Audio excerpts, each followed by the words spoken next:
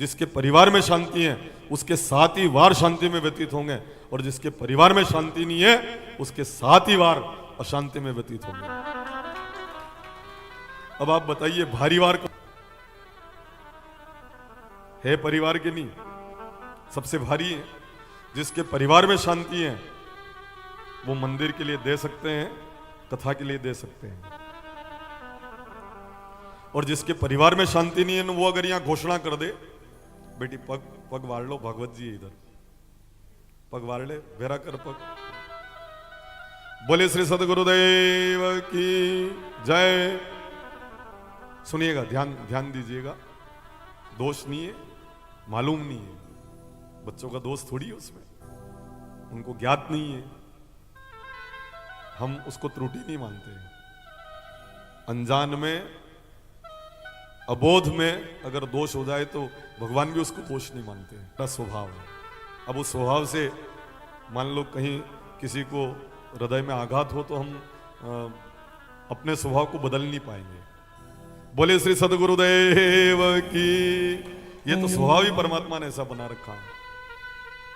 तो समझना आप, जिसके परिवार में शांति है वो मंदिर के लिए घोषणा कर सकता है, और जिसके परिवार में शांति नहीं है 1 लाख रुपया बोल दे न घर जैन लड़ाई हुए तो पैसा कैसे कमाते हैं, क्या क्या घूमना पड़े, उड़ीसा जैन आया न पया कमाया, और आपने वहां 1 लाख रुपया बोली था कहीं तर जाना अभी। पैसा कैसे कमाते मालूम नहीं है।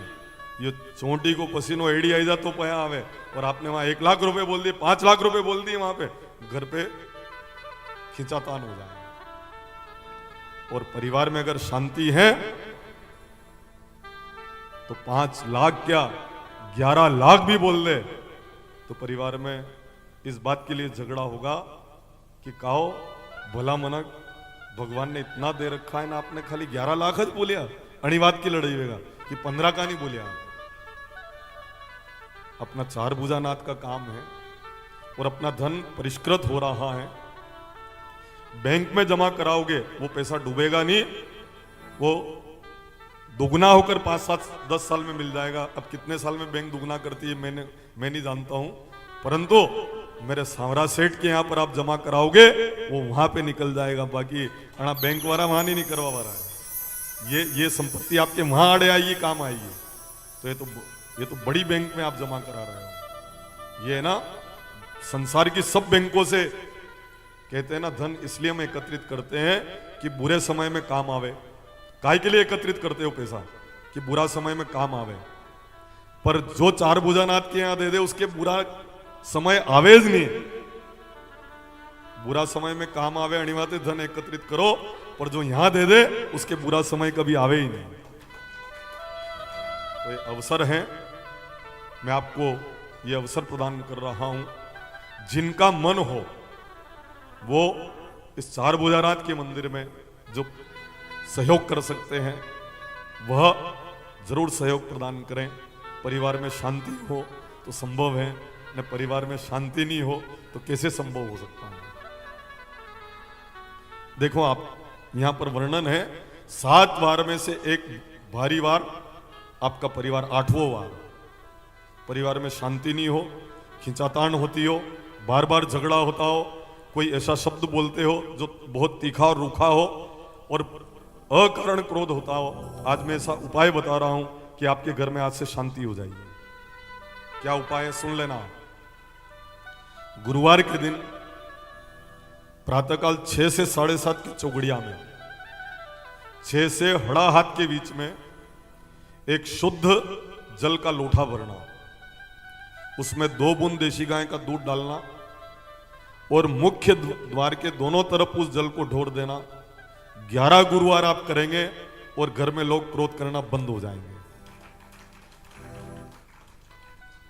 दूध नकारात्मक ऊर्जा को घर में प्रवेश नहीं होने देता है। दूध अमृत है, वो देशी गाय का, हालिस्तान वाला नहीं चलेगा। वो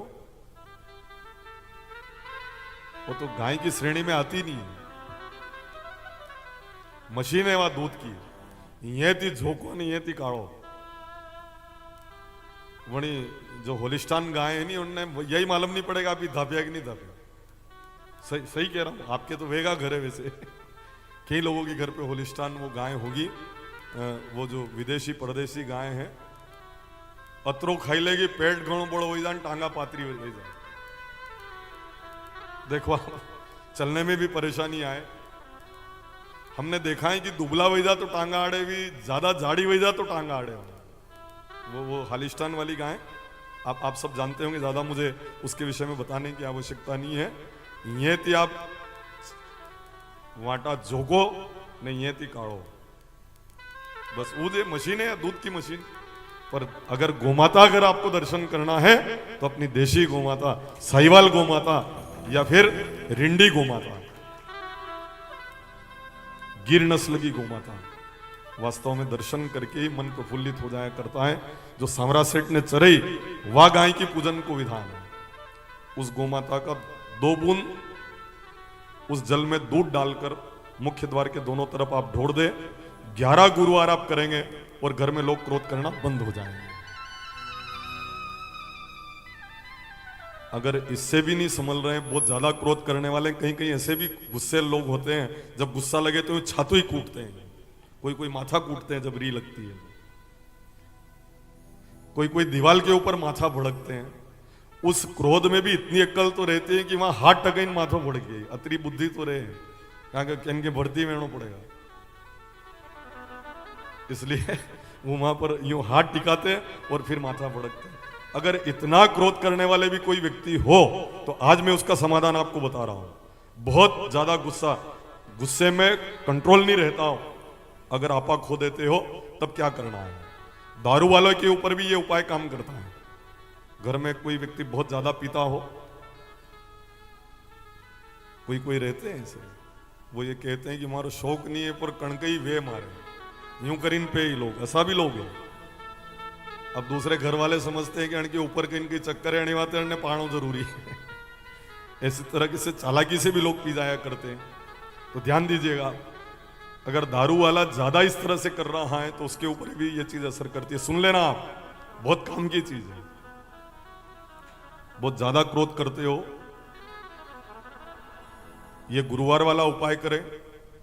मोती की अंगूठी सबसे छोटी उंगली में, कनिष्ठिका उंगली में चांदी में आप धारण करवा देवें तो उनकी मति चंद्रमा की कृपा से शांत हो जाएगी और वो क्रोध करना बंद हो जाएंगे और ऐसे व्यसन की तरफ वो नहीं जाएंगे। मोती की कीमत बहुत ज्यादा है। बसरा का जो मोती है ना, 30,000 रुपए में 1 रत्ती मिलता है खाली, और फिर भी गारंटी नहीं कि वो ओरिजिनल है कि नहीं है। पर एक जड़सली ऐसी बता रहा हूं,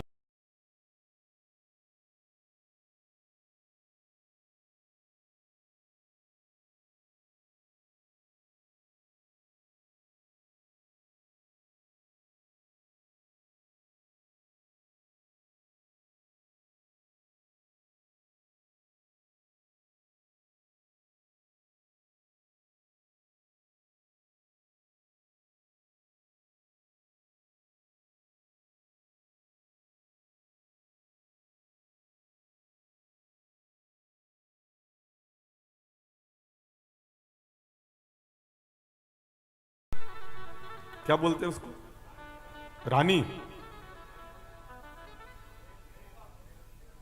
रेणा। अब थोड़ी भाषा में आपकी और हमारे परिवर्तन है। रेणा अब समझ गए होंगे आप। उस रेणा की जड़ सोमवार के दिन आप निमंत्रण दें, 10 कदम वापस पलटे, पीछे आवे, और नग इतनी, ऐसा नहीं हो जाए कि रेण अतरी काट दो आप।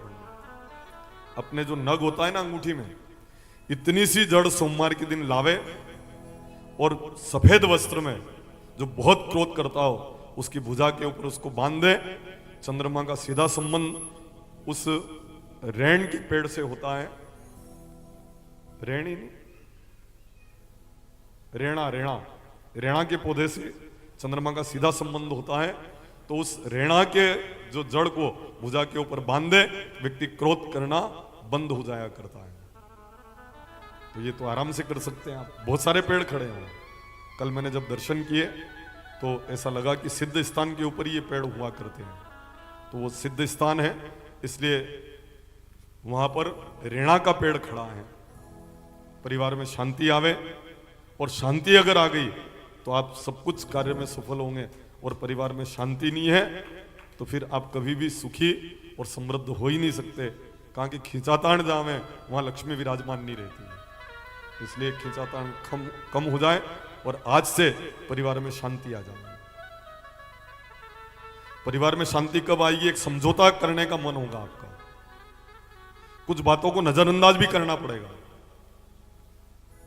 कोई आदमी आपकी हरम राखी ने अगर आड़े आपन बीड़ी पी रहे हुए तो मन के हमें आपने भी नहीं जानो चाहे, अत्री हरम तो राखी रहे हो कमते हम कि आपके हमें नहीं पी रहे हो।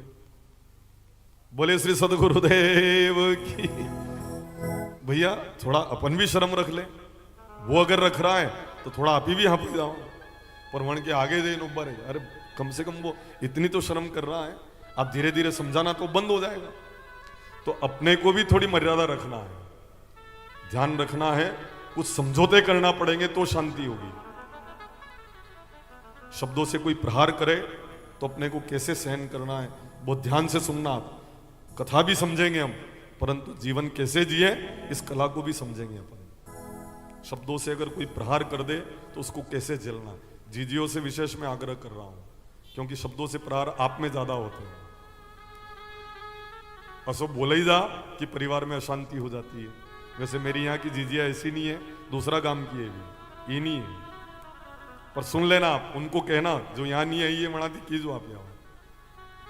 परिवार में कोई शब्द अगर तीखा बोल दे तो कैसे सहन करना, बहुत ध्यान से सुनना। और इस बात को अगर आपने सुन लिया तो हो सकता है कि आपके परिवार में अशांति खत्म हो जाएगी। एक लोहार की दुकान थी, उस लोहार की दुकान में एक व्यक्ति गया तो उसने लोहार से कहा कि तेरे हथौड़े तो क्यों टूट गए, एरन अभी तक तेरा क्यों नहीं टूटा। जो हाथ में रहता है उसको हथौड़ा बोलते हैं, और नीचे जो रहता है जिसके ऊपर लोहार प्रहार करते हैं उसको एरन बोलते हैं। इधर क्या बोलते हैं? एरणज बोलते हैं, है नहीं? तो तेरे हथौड़े तो लोहार के ही टूट गए, फिर एरण अभी तक क्यों नहीं टूटा।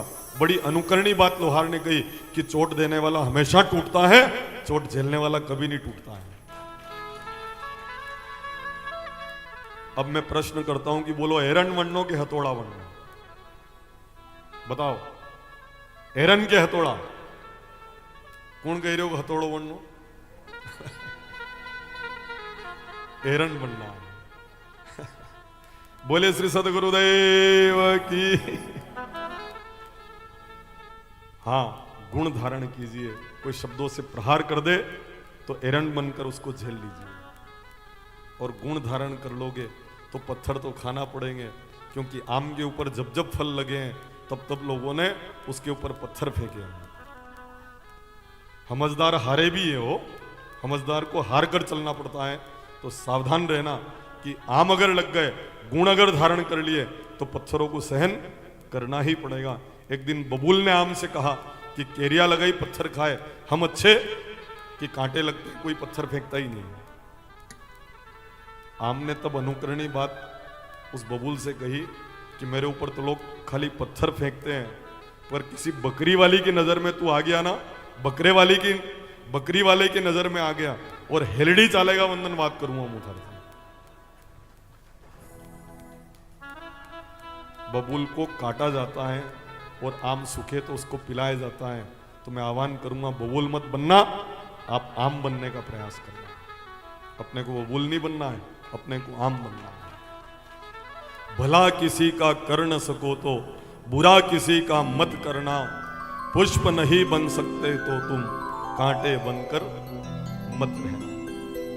बन न सको भगवान अगर तुम कम से कम इंसान बनो, नहीं कभी शैतान बनो, नहीं कभी हैवान बनो।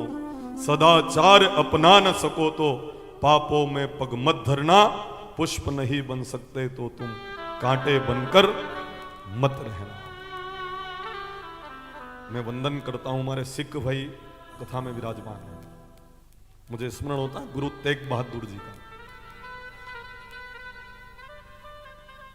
गुरु तेग बहादुर दिल्ली में जहां शीशगंज नाम से स्थान विख्यात है, हिंदू धर्म के लिए उन्होंने अपने शीश तक को वहां पर कि कोई बात नहीं, मैं अपने आप को न्योछावर कर दूंगा, क्योंकि वहां पर कई हिंदुओं को जब जबरदस्ती दूसरे धर्म में उनको लिया जा रहा था, जबरदस्ती तलवार की धाक के द्वारा, वो सब लोग हिंदू लोग गुरु तेग बहादुर के पास गए।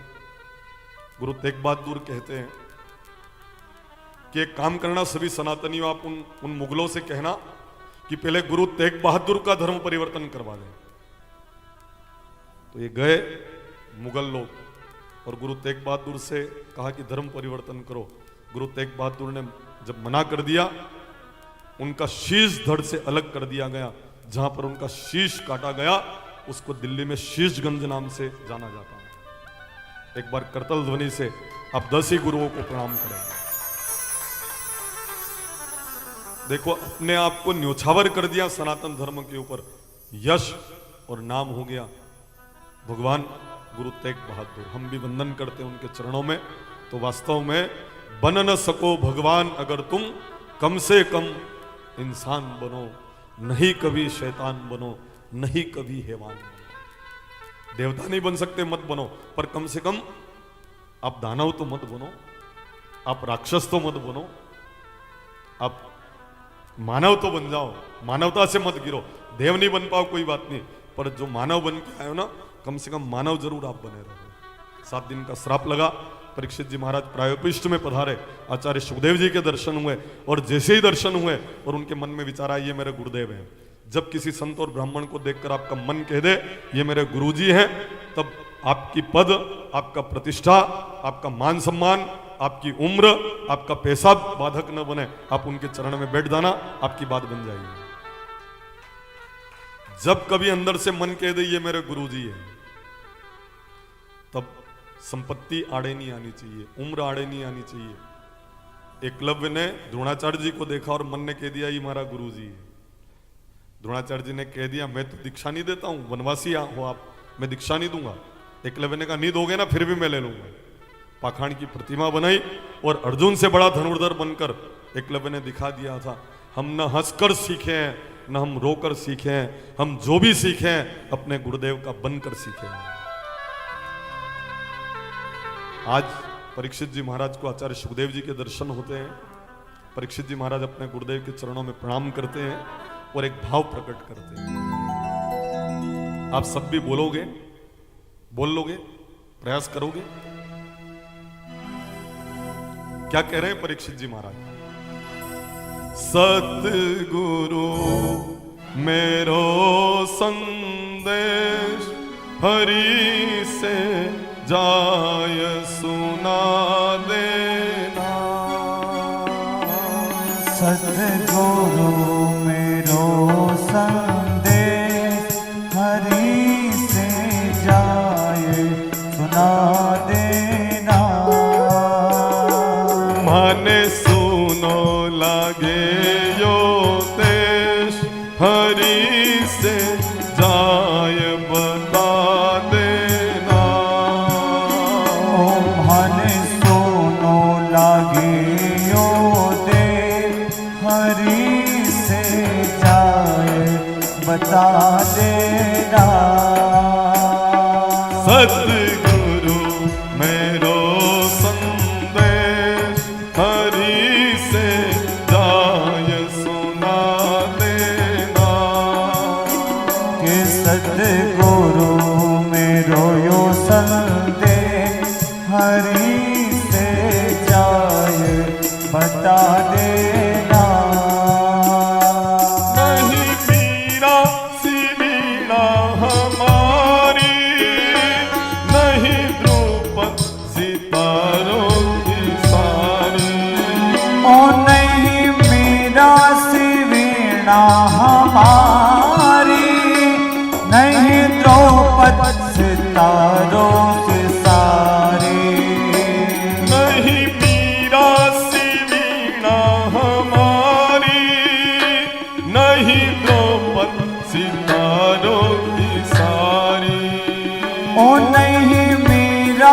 सी वीणा हमारी, नहीं द्रौपद सितारों से सारी। बिन तारों से मुझको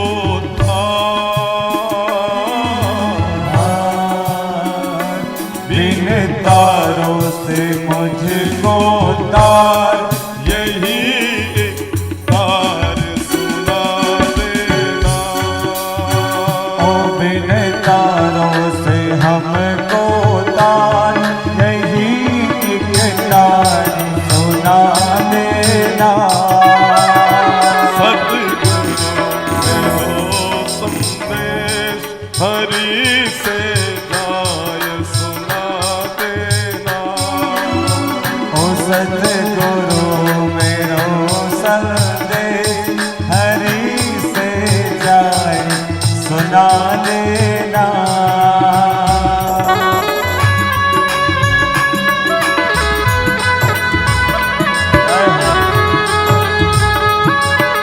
हे प्रभु श्री राधे।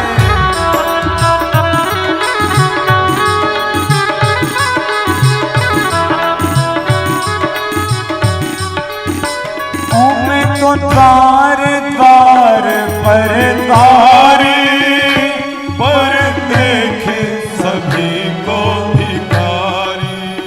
ओ मैं तो द्वार द्वार पर तारी, पर देखे सभी को भिखारी। मैं तो द्वार द्वार पर द्वारी, पर देखे सभी को भिखारी। दाता एक द्वारिकाधीश,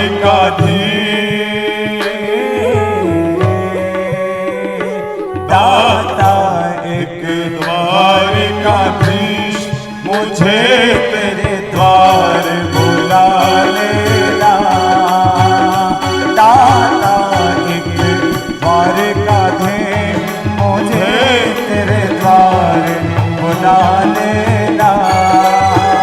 ओ सतगुरु मेरो संदेश हरि से जाए सुना देना।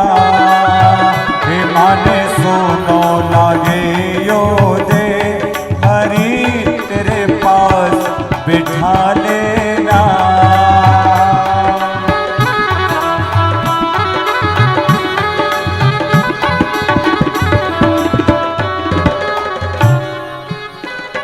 मैं तो ढूंढ ढूंढ कर हारी, अब हारे गई रे मुरारे। मैं तो ढूंढ ढूंढ कर हारी, अब हार गई रे मुरारे। ओ गुरु हरि को चढ़ा के ये गुरु हरि को चढ़ा कर हार, तुम मेरी जीत करा देना।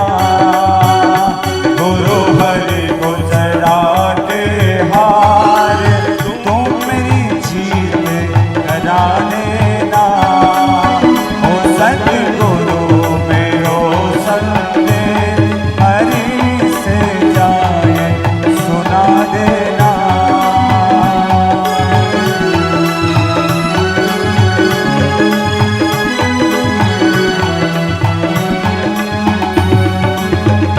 देख लाखों करोड़ों हजारी, नहीं मिटती ये तृष्णा हमारी। देख लाखों करोड़ों हजारी, नहीं मिटती ये तृष्णा हमारी। हरि हीरा जड़ी तो लाए, ओ हरि हीरा जड़ी तो ला, सुहागन मुझे बना देना। हरि हीरा जड़ी तो ला, सुहागन मुझे बना देना। ओ सतगुरु मेरो संदेश